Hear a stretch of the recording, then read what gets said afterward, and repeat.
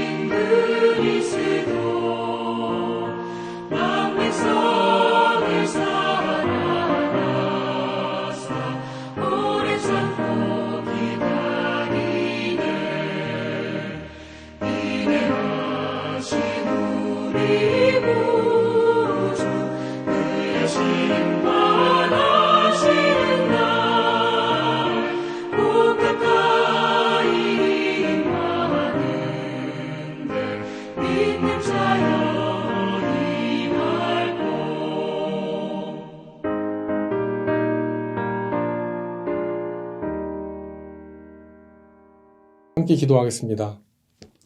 좋으신 아버지 하나님 감사합니다. 오늘도 우리에게 귀한 하루를 허락해 주시고 또 말씀과 함께 하나님과 함께 하루를 시작하게 하심을 감사드립니다. 우리가 부른 찬송과 같이 많은 사람들의 빛을 잃어 헤매이고 있고 신음하며 탕자같이 배회하고 있는 이런 시대에 살아가고 있습니다. 또 많은 믿음의 사람들이 신앙을 잃어버리고 또 떠나 있는 수많은 사람들을 보게 됩니다. 하나님 이런 세상 가운데서 주의 말씀을 붙잡고 정말 다니엘과 같이 끝까지 신앙을 지킬 수 있는 우리 모두가 되도록 오늘도 말씀을 통하여 우리에게 확인시켜 주시고 그 길을 인도해 주시기를 간절히 소망합니다. 우리가 이번 달에 우리 교회에 정말 함께 성령의 9가지 열매를 맺기 위하여 온 성도가 기도하고 있습니다.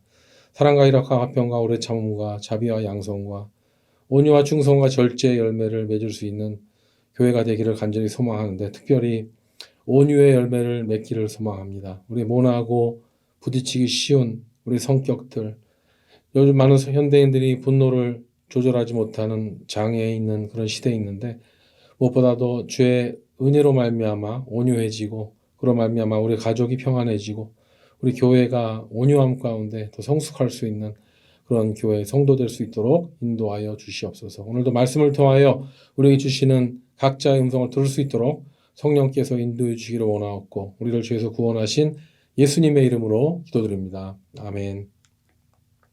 오늘 말씀은 다니엘서 11장 1절에서 19절까지 말씀입니다. 자막을 참조하시고 제가 읽어드리도록 하겠습니다. 내가 또 메대 사람 다리오 원년에 일어나 그를 도와서 그를 강하게 한 일이 있었느니라. 이제 내가 참된 것을 내게 보이리라. 보라, 바사에서 또 새 왕들이 일어날 것이요 그 후에 넷째는 그들보다 심히 부요할 것이며 그가 그 부요함으로 강하여진 후에는 모든 사람을 충동하여 헬라 제국을 칠 것이며 장차 한 능력이 있는 왕이 일어나서 큰 권세로 다스리며 자기 마음대로 행하리라. 그러나 그가 강성할 때에 그의 나라가 갈라져 천하 사방에 나누일 것이나 그의 자손에게로 돌아가지도 아니할 것이요 또 자기가 주장하던 권세대로도 되지 아니하리니 이는 그 나라가 뽑혀서 그 외에 다른 사람들에게로 돌아갈 것임이라. 남방의 왕들은 강할 것이나 그 군주들 중 하나는 그보다 강하여 권세를 떨치리니 그 권세가 심히 클 것이요 몇 해 후에 그들이 서로 단합하리니 곧 남방왕의 딸이 북방왕에게 가서 화친하리라. 그러나 그 공주의 힘이 쇠하고 그 왕은 서지도 못하며 권세가 없어질 뿐 아니라 그 공주와 그를 데리고 온 자와 그를 낳은 자와 그때에 도와주던 자가 다 버림을 당하리라. 그러나 그 공주의 본 족속에게서 난 자 중에 한 사람이 왕위를 이어 권세를 받아 북방 왕의 군대를 치러 와서 그의 성에 들어가서 그들을 쳐서 이기고 그 신들과 부어 만든 우상들과 은과 금의 아름다운 그릇들은 다 노략하여 애굽으로 가져갈 것이요 몇 해 동안은 그가 북방왕을 치지 아니하리라. 북방왕이 남방왕의 왕국으로 쳐들어갈 것이나 자기 본국으로 물러가리라. 그러나 그의 아들들이 전쟁을 준비하고 심히 많은 군대를 모아서 물이 넘침같이 나올 것이며 그가 또 와서 남방왕의 견고한 성까지 칠 것이요 남방왕은 크게 노하여 나와서 북방왕과 싸울 것이라. 북방왕이 큰 무리를 일으킬 것이나 그 무리는 그의 손에 넘겨준 바 되리라.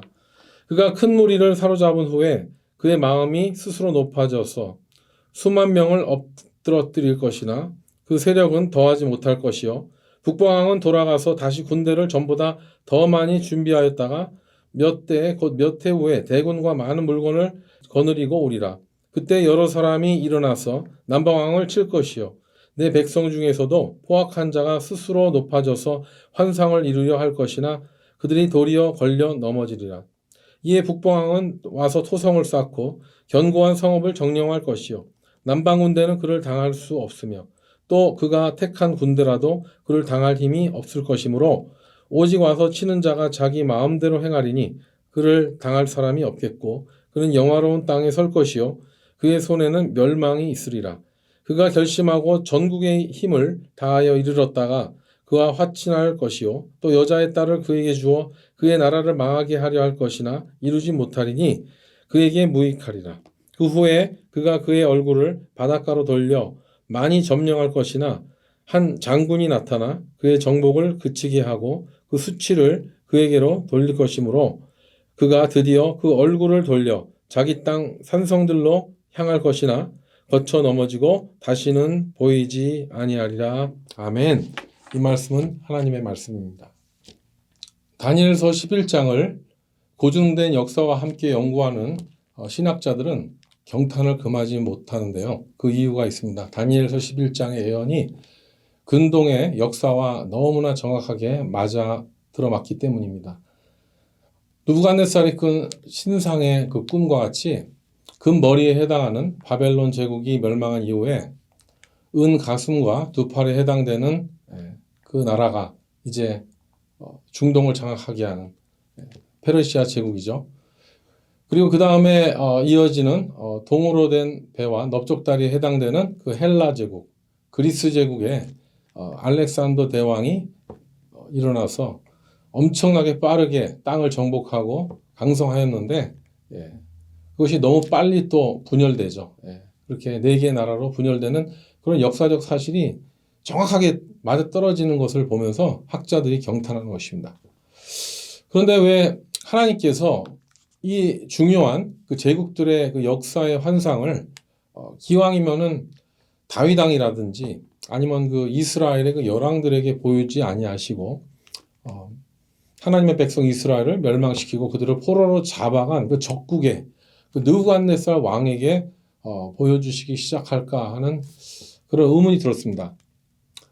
어쩌면 우리가 지금 말하고 있는 이 다니엘서는요, 다니엘이 유대인들과 함께 포로로 잡혀가지 않았더라면은 기록될 수 없었던 문서였을 것입니다. 다니엘서는 확실한 그 대비가 나오죠. 하나님을 신실하게 예배하고 경외하는 청년 다니엘의 그 믿음과 또 반대로 그 제국에 자기의 그런 절대적인 권위를 행사하면서 그렇게 느부갓네살 왕과 같은 그런 통치가 폭군들, 다리오 왕 이런 어떤 왕들의 그런 권력이 이렇게 대조되는 그런 구조로 처음에 시작이 되는데요.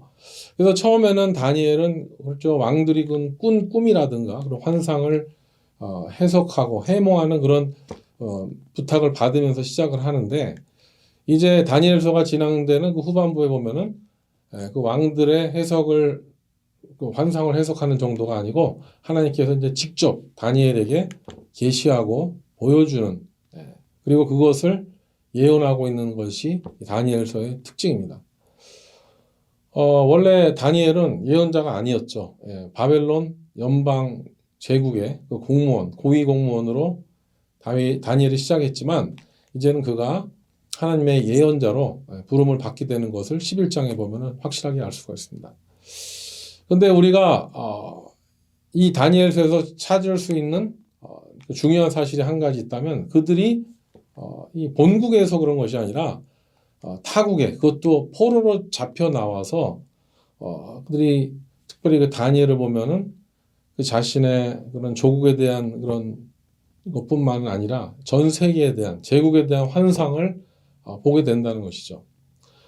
이런 사실을 볼 때 우리는 압니다. 하나님께서는 이 기독교인들만의 하나님이 아니시고 이 시대에도 모든 열방과 나라와 심지어 믿지 않는 모슬렘과 또 부디스트들과 수많은 이 땅의 무신론자들과 그런 모든 사람들의 하나님이시라는 것 그리고 모든 인류의 역사는 하나님의 섭리 가운데 진행되고 있다는 것을 우리는 명심해야 된다는 것이죠.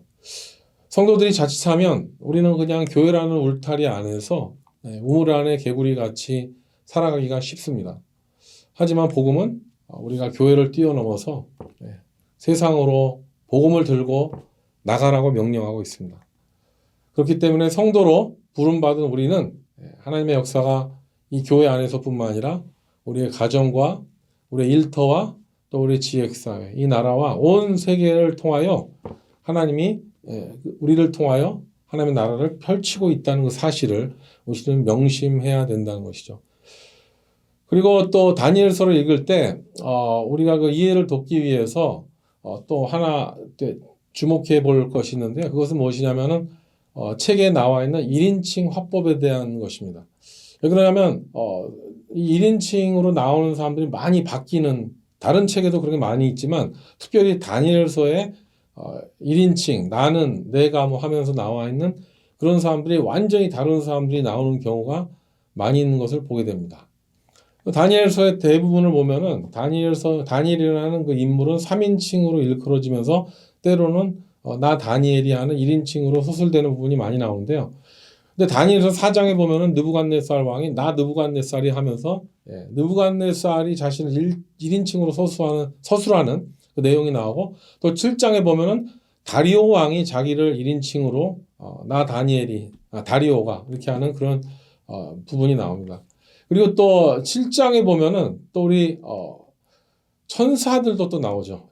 가브리엘 천사가 나와서 다니엘에게 환상을 설명할 때 또 1인칭이 나오고 또 10장에 보면 또 미가엘 천사가 나와요. 미가엘 천사 11장에도 보면은 여기서 내가 하는 부분이 미가엘 천사가 하는 내용들이 오늘 본문에도 나와 있지 않습니까? 그래서 우리는 다니엘서에 나와 있는 내가 뭐뭐 했을 때 그 내가가 누구인지를 똑바로 알아야지만이 누가 어떤 얘기를 했는지를 기억할 수 있다는 것이죠. 그래서 오늘은 11장에 그 예언된 그런 내용들을 보면은 아까 말씀드렸듯이 근동의 역사들을 성서 역사학자들이 함께 정리한 그런 내용들이 있는데요. 가장 건전하고 무난하게 그런 내용들을 우리가 나누기를 원합니다. 11장에 있는 내용들을 지극히 어떤 영적으로 해석을 하거나 어떤 복말론적인 입장에서 그거를 접근하기 전에 먼저 거기에서 가깝게 진행될 그런 그 마지막에 헬라 제국이 멸망하고 또 로마 제국이 태동하며 또 예수님이 오시는 그 성경의 그 암흑기에 그 기간의 역사의 내용들이 다니엘서 11장에 나오기 때문에 우리는 그것이 또 역사로 기록되어 있기 때문에 우리는 그것에 주목해 볼 필요가 있다는 것이죠. 그래서 우리는 11장에 있는 내용 먼저 보면은 역사적으로 보면 이렇습니다. 지금 다니엘이 섬기고 있는 이 페르시아 제국이 결국은 알렉산더 대왕의 그런 헬라 제국에 의해서 이제 정복되게 되죠. 그리고 또 헬라 제국은 시리아를 중심으로 해서 세력을 키운 셀레우코스 왕조와 또 이집트를 통치했었던 프톨레마이오스 왕조와 오랜 갈등이 이제 일어나게 된다는 그 얘기가 나오는 것이죠. 그래서 11장 마지막 부분에는 분열 헬라 제국의 마지막에 등장하는 안티오쿠스 4세에 대한 내용이 나오고 있는데 이 내용에 대해서는 내일 이성훈 목사님께서 설교 때 언급해 주시겠지만 그것은 헬라 제국의 안티오쿠스도 의미하지만 장차 나타나게 될 어떤 적그리스도의 예표로도 해석되고도 있습니다. 그래서 오늘 본문 먼저 2절에 보면은 이런 말씀 나오죠. 넷째는 그들보다 심히 부유할 것이며 그가 그 보유함으로 강하여진 후에는 모든 사람을 충동하여 헬라 제국을 칠 것이며 해서 새 왕이 일어나고 또 한 왕이 엄청난 부를 축적해서 침략을 한다는 그런 말이 나오는데 그래서 역사학자들이 이 넷째 왕이 누구인가 했을 때 이 알렉산더에게 나라를 빼앗겼었던 그 다리우스 3세라고 학자들이 주장했는데 그런데 그가 부자가 아니었다고 합니다. 그래서 많은 학자들은 이 페르시아의 왕은 아하수에로 왕일 것이다. 여러분 성경에 나오는 에스더를 이렇게 왕으로 삼았던 왕이죠. 영어로 하면은 제르세스, 크세스라고 발음하기도 하는데요. 우리가 아주 잘 알려진 300라는 그 전쟁 영화 아시죠? 그리스와 페르시아의 그 전쟁 영화를 만들었던 거기서 나와 있는 엄청난 부자, 엄청난 제왕, 크세스 그 내용이 나오는데 결국은 이 사람이 그 사람이 아닌가. 정복을 시도했지만 전쟁에서 패하고 나중에는 살라미스 그 해전에서도 패하기 때문에 그리스와 이 페르시아는요 그 이후에 100년 동안 서로 전쟁하면서 아주 그런 시간을 가졌죠. 그런데 이 페르시아를 치는 인물이 드디어 등장하죠. 누굽니까? 바로 알렉산더 대왕입니다. 3절에 보면 장차 한 능력 있는 왕이 일어나서 큰 권세로 다스리며 자기 마음대로 행하리라. 알렉산더 대왕이라는 것을 알 수가 있습니다. 그래서 이 알렉산더 대왕은 페르시아를 어디까지 쳤냐? 지금의 그 파키스탄의 그 영토에까지 인도에까지로는 그 영토까지를 다 차지해버린 대왕입니다. 하지만 그렇게 빨리 정복전쟁에 승리했음에도 불구하고 알렉산더 대왕은 열병으로 말미암아 33세의 젊은 나이에 요절을 하게 됩니다. 그래서 이복형인 필립 3세와 아들 알렉산더 4세에게 그 영토를 넘겨주지만 그들과 그들의 보호자들이 다 모살되어 버립니다. 그리고 오늘 4절에 나와 있지만 정말 4절에 보면 이런 말이 나와 있죠. 그러나 그가 강성할 때 그의 나라가 갈라져 천하 사방에 나누일 것이나 그의 자손에게로 돌아가지 아니할 것이요 또 자기가 주장하던 권세대로 되지 아니하리니 이는 그 나라가 뽑혀서 그 외에 다른 사람들에게로 돌아갈 것임이라. 이 말씀대로 이 거대한 헬라 제국은 네 개의 영토로 나눠져서 이 네 명의 장수들이 군부들이 장악하게 되는 거죠. 그래서 이 그리스가 그리스 지역에 있는 그 마케도냐가 있고 또 소아시아에 있는 트라케 그리고 시리아 지역에 셀레우코스 그리고 이집트와 팔레스타인 지역을 차지하는 프톨레마이오스 이 네 개의 국가로 헬라 제국이 나누어지는 것이죠. 그리고 이 분할된 네 개의 국가들은 이제 점점 나라가 강성하면서 결국은 북방의 셀레우코스와 남방의 프톨레마이오스 간에 이제 갈등이 심해지는 것입니다. 그래서 6절, 7절, 8절에 보면 이런 말씀이 나오는데 몇 해 후에 그들이 서로 단합하리니 곧 남방 왕의 딸이 북방 왕에게 가서 화친하리라. 그러나 그 공주의 힘이 쇠하고 그 왕은 서지도 못하며 권세가 없어질 뿐 아니라 그 공주와 그를 데리고 온 자와 그를 낳은 자와 그때 도와주던 자가 다 버림을 당하리라. 그러나 그 공주의 본 족속에게서 난 자 중에 한 사람이 왕위를 이어 권세를 받아 북방왕의 군대를 치러 와서 그의 성에 들어가서 그들을 쳐서 이기고 하면서 또 나오죠. 근데 여기서 나오는 이 공주가 누굽니까? 프톨레마이오스의 딸 베레니스를 의미한다고 볼 수가 있는데요. 이 베레니스가 북방에 있는 셀레우코스의 프톨레미아 간의 그런 화해를 위해서 그 북방의 안티오쿠스 2세와 이제 정략 결혼을 하게 되는데요. 안티오쿠스는 이미 라오디스라는 여자와 결혼한 상태였다고 합니다. 그런데 이 정략 결혼을 하기 위해서 이 베레니스가 등장했을 때 이 안티오쿠스 2세는 자기의 부인과 이혼을 하게 되죠. 그걸로 말미암아 이제 베레니스가 결혼을 해서 아들을 낳게 되는데 이 이혼을 당한 라오니스가 어떻게 합니까? 자기를 배신한 안티오쿠스와 또 베레니스 그리고 그들의 아들까지 다 독살을 하게 되는 것이죠. 이거는 정말 역사적으로 다 기록에 남은 상황인데 이 다니엘서에 너무나 똑같이 그 내용이 그대로 나온 것입니다. 그래서 우리가 방금 읽은 이 다니엘서 6절에서 7절뿐만 아니라 그 이후의 모든 그 내용들을 보면은요, 이 역사들이 발견되면 될수록 그 모든 것들과 이렇게 들어맞는 걸 보면서 이 북방 셀레우코스와 남방 프톨레마이오스 간의 그 역사적 그 갈등과 전쟁과 그런 내용들이 오늘 11장에 다 나왔다는 것이죠. 그래서 이것이 너무나 정확하게 떨어지니까 성서학자들은 이런 얘기까지 합니다. 다니엘의 저작의 시기가 다니엘 시대에 이루어진 것이 아니라 그 이후의 시대, 헬라 시대, 그 그리스 시대 때 그 이후에 완성된 것이 아니냐라는 견해가 나왔다는 것이죠. 정말 이렇게 이런 말이 나올 수 있을 정도로 예언이 완전히 들어맞는 것을 볼 수가 있습니다. 결국 이런 헬라 제국의 네 개로 분할된 헬라 제국의 그 갈등 구조 가운데서 이제 장차 로마 제국이 탄생하게 되죠. 그리고 그 이후로는 팍스 로마 제국의 시대라고 할 수 있을 만큼 이 다니엘서를 통해서 하나님께서 인류에게 보여주신 이 제국의 역사는 이 바벨론과 이 페르시아와 이렇게 또 헬라 제국과 이렇게 또 로마 제국으로 이어지는 것을 우리가 볼 수가 있습니다.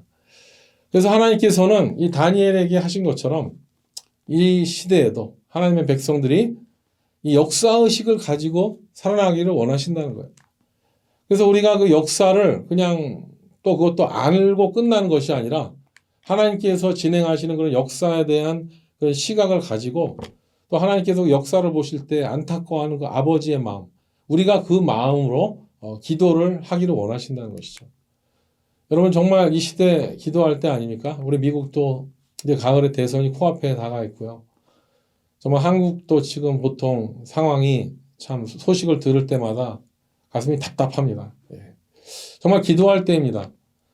다니엘이 밤마다 시간을 정해놓고 기도할 때 하나님께서는 가브리엘 천사를 보내셔서 소식을 알리기도 하고 또 지혜를 주셔서 깨닫게 하시고 또 힘들 때는 또 미가엘 천사를 보내셔갖고 다니엘이 계속 기도할 수 있도록 도와주시고 환상을 또 설명해 주신 것 같이 하나님께서는 오늘도 그의 나라와 의를 구하고 또 세계를 위해서 세계를 품고 기도하고 또 아직도 복음이 들어가지 않은 저 민족들을 불쌍히 여기는 마음으로 우리가 기도하고 하나님께 아뢰을 때 하나님께서는 말씀을 통해서 우리로 하여금 깨닫게 해주시고 또 매일매일 또 영적 전쟁을 말씀으로 승리하게 하셔서 우리를 도우셔서 미가엘을 보내시고 가브리엘을 보내셔서 우리로 하여금 승리하게 하시는 하나님인 줄로 믿습니다.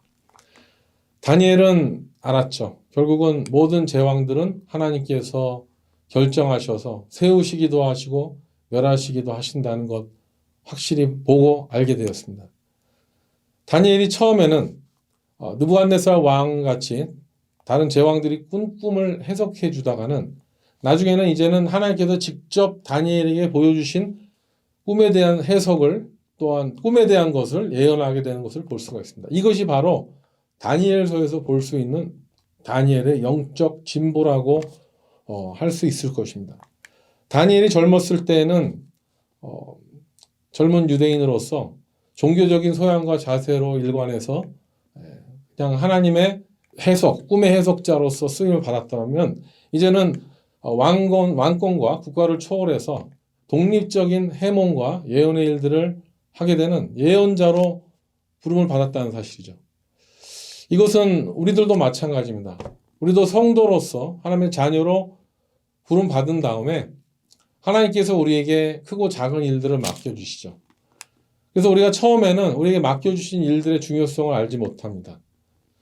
그런데 우리가 하나님께서 우리에게 주신 일들을 최선을 다해서 끝까지 애를 쓰면서 나아갈 때 하나님께서 나를 부르셨다는 사실을 알게 돼요. 그것이 무슨 일이든 간에. 그리고 그 일에 대한 또 책임을 느끼고 또 기도를 하게 되는. 그렇기 때문에 우리는 하나님께서 부르신 자리를 지켜야 된다는 것이죠. 하나님께서 허락하시는 그때까지 정말 힘들고 어렵다 할지라도 그 자리를 쉽게 떠나버리면 영적 진보를 이루기가 어렵지만 기도하면서 기다리고 또 하나님을 바라면 하나님은 그 상황을 또 보여주시고 깨닫게 해주시는 그날이 오는 줄로 믿습니다. 그래서 우리는 다니엘처럼 누가 보든지 말든지 그 자리를 지키는 것이죠. 그 자리가 어떤 자리든지 학생이든 교사든 사업을 하든 가정주부든 고용자든 직원이든 부모이든 자녀든 간에 그 자리를 하나님을 경외하면서 지키고 기도하는 성도들에게 하나님께서는 그 성도가 그 사명을 감당할 수 있는 능력과 지혜와 은혜를 허락해 줄 줄로 믿습니다. 사랑하는 성도 여러분, 우리도 다니엘처럼 맡겨진 자리에서 최선을 다하고 기도하면서 하나님께서 주시는 마음으로 세상을 관찰하고 또 각 나라 족속들을 위해 또 기도하고 동시에 또 예수님 다시 오시는 그날을 사모하면서 우리가 그렇게 하루하루 최선을 다해 나갈 때 하나님의 나라가 우리의 작은 기도와 우리의 섬김으로 확장되는 역사가 일어나게 될 줄로 믿습니다. 그렇게 귀하게 쓰임받는 저와 여러분 되시기를 주님의 이름으로 축복합니다. 함께 기도하겠습니다. 아버지 하나님, 우리가 다니엘서를 보면서 하나님은 모든 역사의 주관자이심을 바라보게 됩니다. 크고 작은 일들, 상상하지도 못했었던 일들이 하나님의 계획 가운데 이루어지고 그것을 통하여 하나님 나라가 확장되어지고 하나님의 예언이 성취되는 것들을 보게 되면서 정말 예수 그리스도가 다시 오시는 그날을 우리가 갈망하고 소망하는 성도로서 또 우리에게 주어진 이 작은 하루를 하나님의 마음으로 세상을 품고 기도하면서 또 아직도 주님을 알지 못하는 그런 안타까운 영혼들에 대한 마음을 가지고 그들을 중보하고 그들에게 복음을 증거하며 살아나갈 수 있는 다니엘과 같이 살아나갈 수 있는 우리 모두가 되도록 인도하여 주시옵소서. 그래서 작은 일에 충성함으로 또 큰 일을 맡을 수 있는 그런 주님 앞에 충성되다고 일컬음 받을 수 있는 우리 모두가 될 수 있도록 오늘 하루도 성령께서 우리 손 붙잡아 주셔서 한 걸음 한 걸음씩 인도해 주기를 간절히 소원하며 존귀하신 예수님의 이름으로 기도드립니다. 아멘. 이제 각자 기도하는 시간입니다. 오늘도 승리하시기 바랍니다. 화이팅입니다.